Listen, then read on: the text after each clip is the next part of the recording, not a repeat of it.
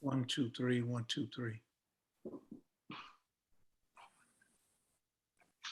Yes, thank you. Ms. Oswald, you can read up the heading. Thank you. Friday, the 10th day of September, 2021, called via Zoom at 12:58 p.m. before the Honorable Justice Sibyl Williams, Civil Jurisdiction 2020, 478 and 2020, 468. I'm sorry, 2020, 474, 2020, 468. U.F. Brown Jr. versus the Director of Public Prosecution and others. Mr. Delroy Duncan QC for the applicant, Mr. Jerome Lynch for the applicant, Mr. Brian Moody for AG Chambers for the second respondent, and Mr. Mark Deal for the third respondent, and Mr. Alan Richards for the Department of Prosecutions. All right, I'm not sure the case numbers were correctly read. This is the civil proceedings 474 of 2020. And the criminal proceedings number 9 of 2021. And the purpose of this hearing is for me to formally deliver my decision on the recusal application, which I have refused for the reasons which have been stated in a ruling of today's date. I sent some communication, which I expect has reached council, asking for consideration to be given to directions, as I would like to know list the civil proceedings for the substantive application and the strikeout application to be heard on Friday, the 10th of December. So I would like to hear counsel on the directions. I also note that an issue in relation to publication has been raised. I have considered the points that have been raised on the document submitted by Mr. Lynch, and I am minded to accept the proposal for the redactions. I don't know if it's necessary for us to go into any detail as to what that entails, but I did see the red highlights and they were mostly accepted. May I just address you very briefly, my lady, on that matter? You will have seen, thank you for what you've already adumbrated. You'll have seen from the letter that I've circulated to everyone and directed at your ladyship that we're asking for the entirety of the ruling to be redacted. Not redacted, forgive me, for the entirety of the ruling to be sealed until the outcome of the trial, should there be one. And I take it that your ladyship has given consideration to that and, as it were, accepted those redactions as identified by the red highlighting, rather than removing the entirety of the judgment at this time. You'll appreciate that that was the original submission made in the letter that I set out with the redactions as an alternative should you not accede to our submission. I don't think I can reasonably add anything to that which I've already set out in the letter, just so that we all understand that what your ladyship has just directed, that those parts as identified in red will be redacted. I wondered if before it is formally published, that might at least be circulated over the weekend so that I can ensure that I haven't missed anything that should have been in there, or that there is any error on the face of the redactions. Does anyone else want to add any weigh in on that at all? Mr. Richards, no? Okay. Your shaking of the head tells me that was a no. Mr. Richards in particular. Yeah, my lady, well, I'm sorry, I suppose I can express myself at slightly greater length if you wish, but effectively I didn't wish to add anything. I actually had not apprehended that it was Mr. Lynch's primary submission that he didn't want the judgment published at all, but having looked back at his letter again now, I do see that that is what he said. My respectful position would be that the redactions are sufficient to address the concerns that he has raised, and so if that is the course that the court proposes to adopt, I have nothing further to say. All right. It would be the case that a copy of what is proposed to be the final ruling would be sent out to counsel in any event. And so because I have certainly accepted, I think, the bulk of the proposed red highlighting redactions that you suggested, I think it is appropriate for me to send you a copy of now what that looks like before the button to publish is pressed. Let's move on from the publication issue if we can. Yes, can I, just before I abandon that completely, would your ladyship order that if there is to be anything further to be said about it, it's done before, I'm happy with 10 o'clock, 10:30 on Monday morning.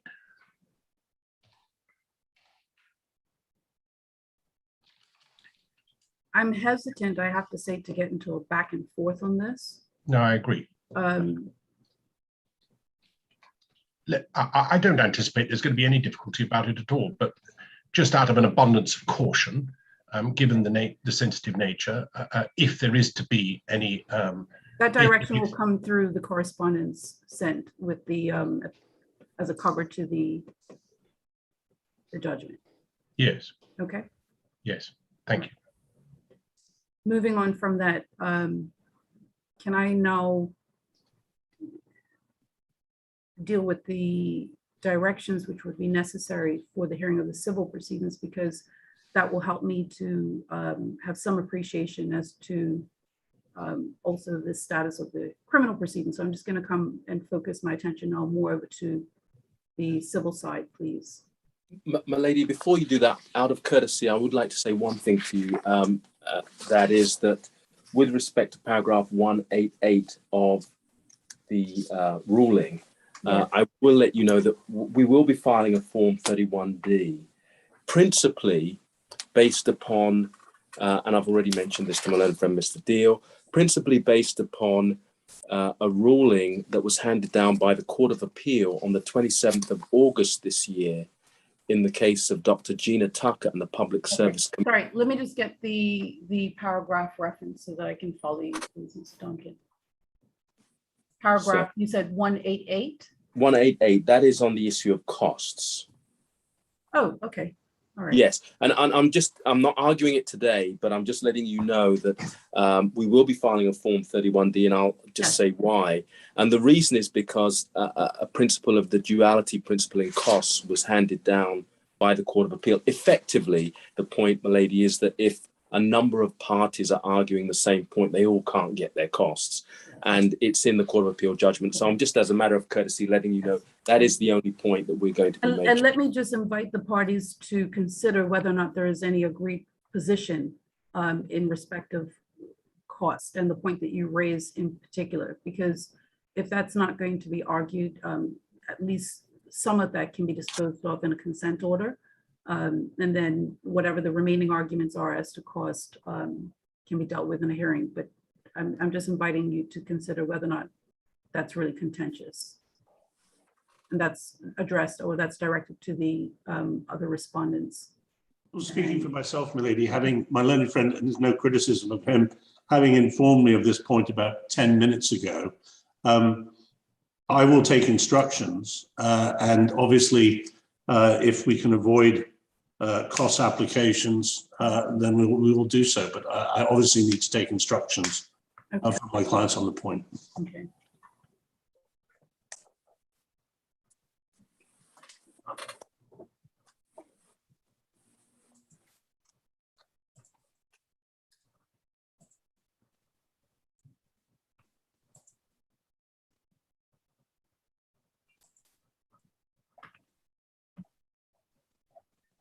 All right, so now in terms of the summons for strikeout and the originating summons, can I please hear counsel as to what directions would be necessary? Starting with the position that I'd like to hear that on the 10th of. It seems to me that we had already had the order for directions that required that everybody serve the submissions that they intend to make. Mhm. Which I On the think was strikeout. on the strikeout issue, Yes. which was due to be completed, I think, the end of April, and was completed shortly thereafter. Under Written those submissions were, I think, filed by the respondents, but I don't remember seeing, Mr. Duncan, were any written submissions filed? They were, my lady. They Okay. were filed. Okay, I hope that they are on file, and if they are not, I'm quite happy to supply my lady with another copy. But they Okay. definitely were filed. all right. So I don't really need to be concerned with directions in relation to the strikeout application. It's really the substantive application. Because I think they should be heard together.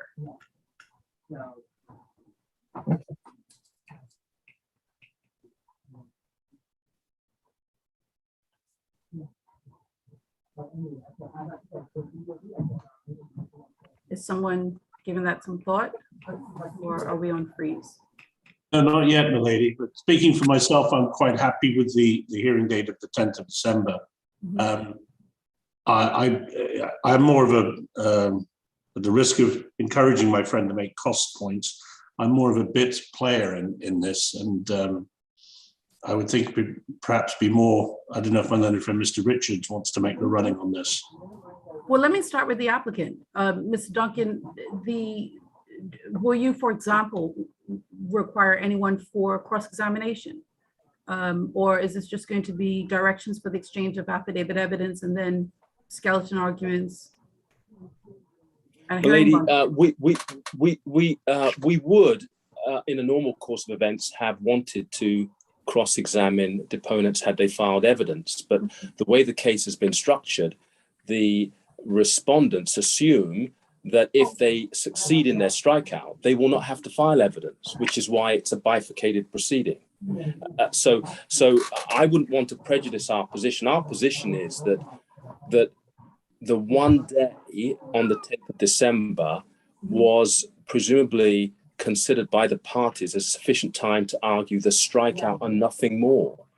And the issue of concern about arguing the two together is that if, candidly, the strikeout is successful, there is no need to go to argue the substantive. Yes, but I think from a case management perspective, I've looked at some of the, I've obviously seen the summons for the strikeout application. And without prejudging it, it seems to me that this is an appropriate case where I should not waste time and hear both together, because the arguments, there's no reason why those arguments, put aside evidence for a moment, but there's no reason why the actual, do we have, is there, sorry, I hear voices and I'm not sure what I'm listening to. Okay, I don't know if it's a bounce back, but from a case management perspective, it seems to me that it may be a true waste of time to set a separate hearing for a strikeout application, then to turn around and come back, assuming that I dismiss the strikeout application and now hear a substantive application. They should really, this is the kind of case I would think where all the arguments can be dealt with. If it's a 2-day hearing, so be it. But I don't see why, that's probably the starting point. If council see it differently, then maybe that's what I should be addressed on now. But I think just on the face of it, that the strikeout application and the substantive application should be heard together. And I mean, that's not uncommon for matters where you're looking at you're looking at argument. Well, I'll let my friend speak to that first, before I make comments on the evidence, because I would have views on the evidence though. Okay.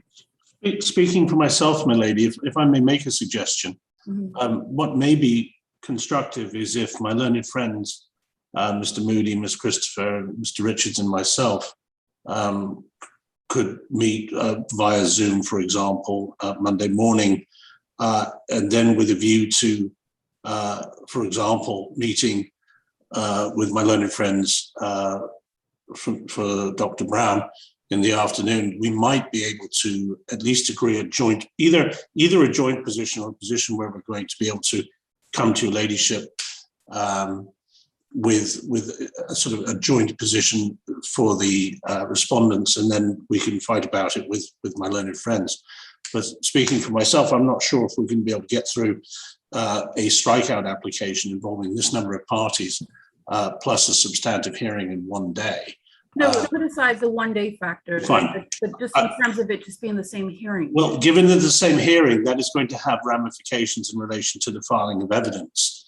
And I think it's probably, if I may say, it's going to be sensible if I speak to my friends, fellow counsel for the respondents, to see if we can take a view in relation to the filing of evidence for the substantive hearing, and then come back to your ladyship via Zoom, for example, next Thursday. Yes. And we have, if I may suggest, put it over to next Thursday for mention, and then certainly speaking for myself, I can undertake to be in contact with everyone and have formed a view by then. I would have thought all of us could have formed a view by then, following discussions and consultation between ourselves. Would be my suggestion. Ms.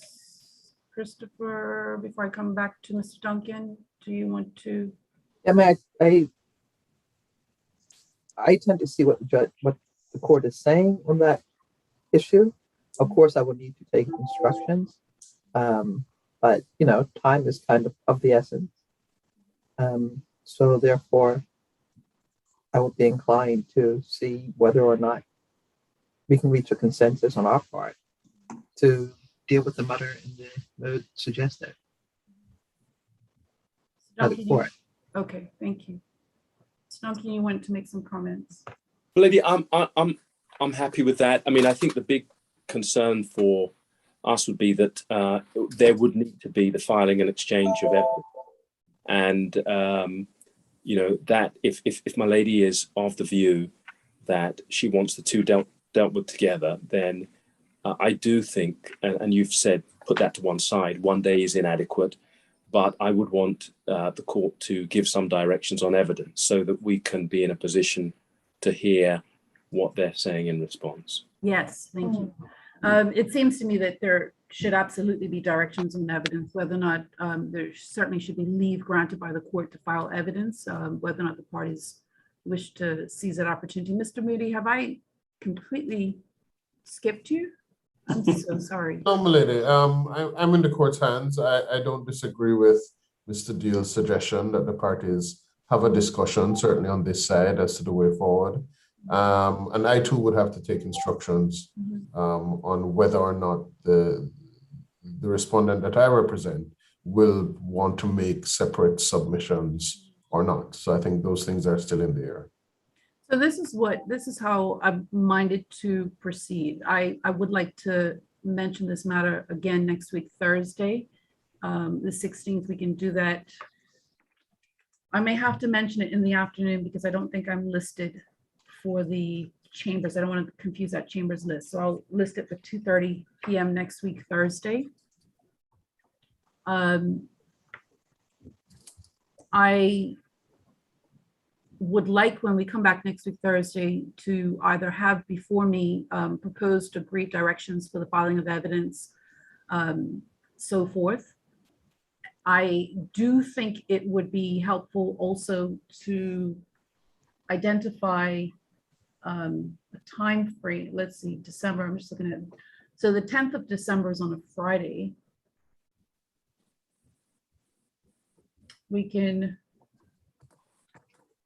I can give it up to 3 days. I can do the 10th, the 13th, and the 14th if it's necessary. I mean, I don't imagine that we would need more than 3 consecutive days to get through this.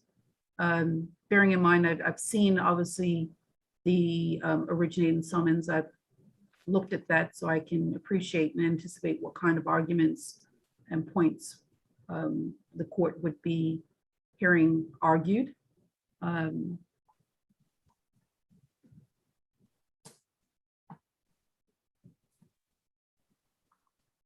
To my mind, 3 days would be sufficient. But if you want, I'd like to think so.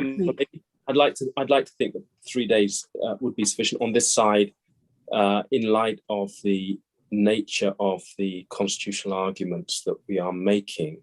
Yes. And in view of the recent constitutional applications I've made I would think that 2 days would be sufficient for the originating summons matter, and then you've already set aside 1 day Yes. for the strikeout. So Yes. that's my, I think you'll have a better sense when you've had a look at our skeleton argument. Yes. And I do ask, my lady, if it's not on file, please have your assistant let me know so that I can Absolutely. take you as soon as possible. Yes. All right. So is there anything else that we should address now before we come back next week, Thursday? Now, if you can come, I mean, if you, let's say that, for example, that you see that a consent order can be reached on directions, and you can We'll get file that- it ahead of time, my lady. Yes, you can file it ahead of time, and it may be that it's not necessary for Exactly. us to come back next week, Thursday.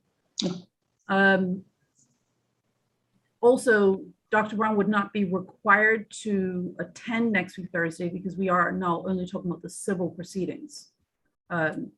So for as long as the civil proceedings are being heard, and only the civil proceedings, it will be up to you, Dr. Brown, as to whether or not you want to attend or not. That will be a matter for you. Now, the status of the criminal proceedings. Have I lost Mr. Lynch? My lady, before you move on, just one Yes. final point. I would, through you, encourage the respondents to have a look at the recent authority of Gina Tucker and the Board of Education handed down by the Court of Appeal on the 27th of August with respect to paragraphs 48 to 52, because it may be that there could be some consensus reached on the issue of cost if they accept the duality principle, and we wouldn't have to argue that. Yes. Well, I also take it, my lady, and I want to make this clear going forward. Is this a position my learned friend is going to be making going forward in relation to the substantive hearing and in relation to strikeout submissions or strikeout applications? Because if it is, we may want to take a position going forward as to who amongst us might want to make the running on the strikeout application and the substantive arguments. Well, my lady, if and I think on that point, my lady, if my learned friends for the respondents read the authority, and in particular read the reference to the KFC case, they will see that it's not a point that I take without authority. It's clear, and if the arguments that are being made are replicated on the government side, the authority is clear. You can't seek multiple costs from the same. What I understood Mr. Deal to be saying is, as opposed to arguing against that position, is if that is what you'll be relying on, he would like to know now so that they can have an agreed position amongst the respondents as to who's going to do the heavy lifting. Is that really what you were? Your ladyship has the point.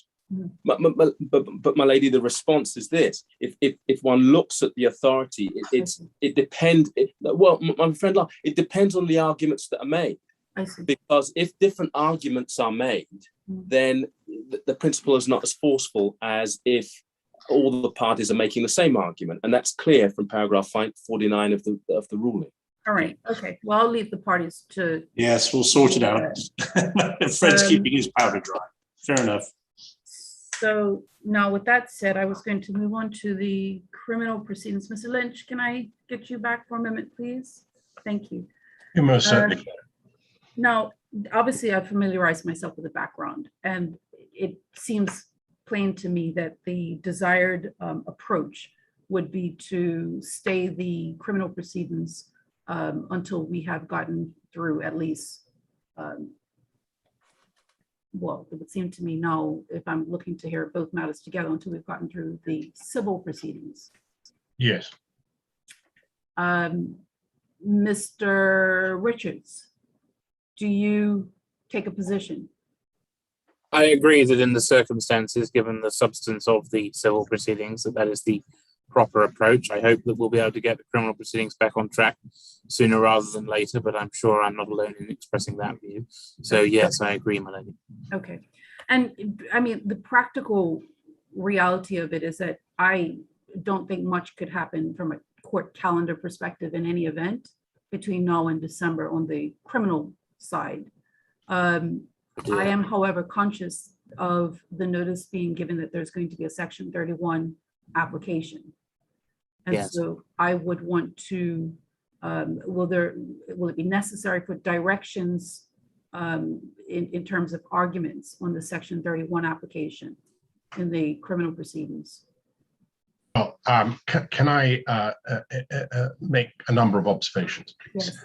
First of all, in relation to Section 31, I made it clear, as your ladyship will have already observed in the court earlier, that there is likely to be a Section 31 application, whether that is in relation to every count or whether it is in relation to a specific section or different counts. It will depend on an analysis of the material. So that you have some idea of what we're dealing with. We currently have a platform upon which we are putting the material. It is evident that we are dealing with something in excess of 100,000 documents. And when I say documents, that is not one page each. It is a vast enterprise that we are undertaking. And we're not going to be in a position to be able to properly argue a Section 31 application until that has all been sifted through. As you will have understood from a number of applications made by me previously, we are reluctant, for obvious reasons of costs, to enter into what might be a detailed analysis of the material in order to make a Section 31 application in respect of one or more counts. Okay. When the whole thing may become OTOs, Yeah. because the costs involved are so substantial that assets are likely to have to be realized in order to be able to meet those costs. Okay. All right, and Mr. Lynch, that's fine. I think we have a date that's coming up for the 10th of December through to the 13th. It's not far from now in any event, so I'm happy to stay the criminal proceedings. Thank you. And refrain from giving any directions Yes. on any applications in the criminal proceedings until after the determination of the civil applications. Thank you very much. Can I foreshadow at least to this extent that Yes. should that those applications fail, we will be looking certainly to consider putting before the court an application on abuse of process predicated on delay and other matters. But I foreshadow that so that your ladyship knows that, That's helpful. yeah, that there is more to it than simply a Section 31 application. Okay.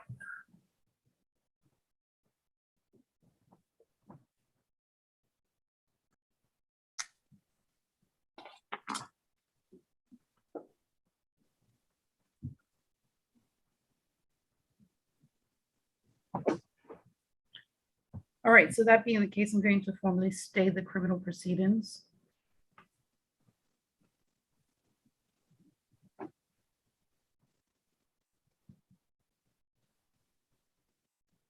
Until the final disposition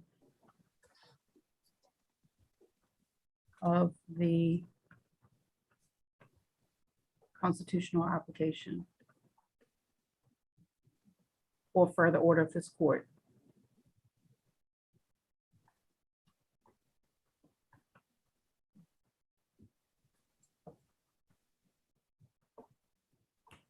Is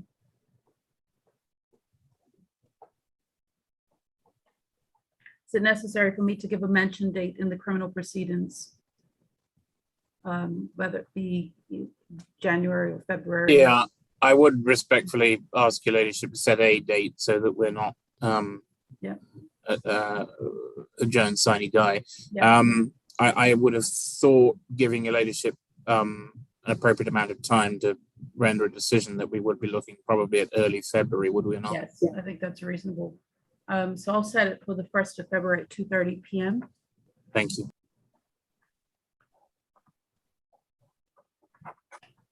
First of February 2022 at 2:30 p.m.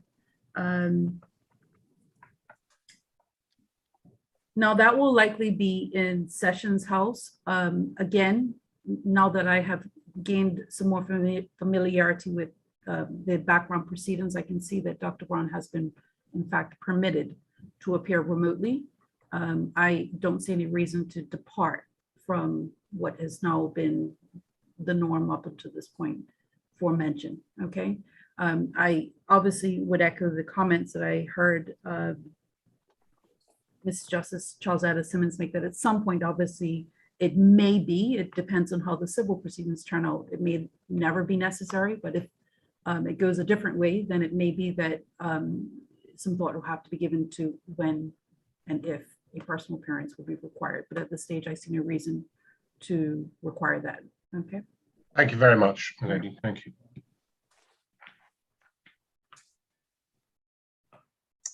So that will be by remote appearance. Now, if I grant the constitutional application, that 1st of February appearance will still be necessary. Let's Well, suppose for a moment that the constitutional application is successful. yes, well, he would need to be. He would need to It needs to be be formally. discharged. Okay, yeah. Okay, all right, so that's fixed. Anything else? I just adjourned now the civil proceedings only. You ought to, I think, formally say your legal aid that Bail. bail is extended. Bail is extended, yes. And bail is extended. Lady, I'm sorry, in relation to the civil proceedings, I recall you saying that we would return next week, Thursday afternoon. Was this precise time stated? 2:30 p.m. 2:30. Yeah. Civil proceedings to 2:30 p.m. All right. Anything else? No? No, thank you, my All lady. right, thank you. So you can anticipate receiving some communication from the registrar on behalf of the registrar in terms of the a redacted ruling. Okay. Thank you, milady. All right. Thank you. Thank you. Have a Thank you, my lady. good weekend, everyone. Thank you. Thank you. You You too, my as lady. well.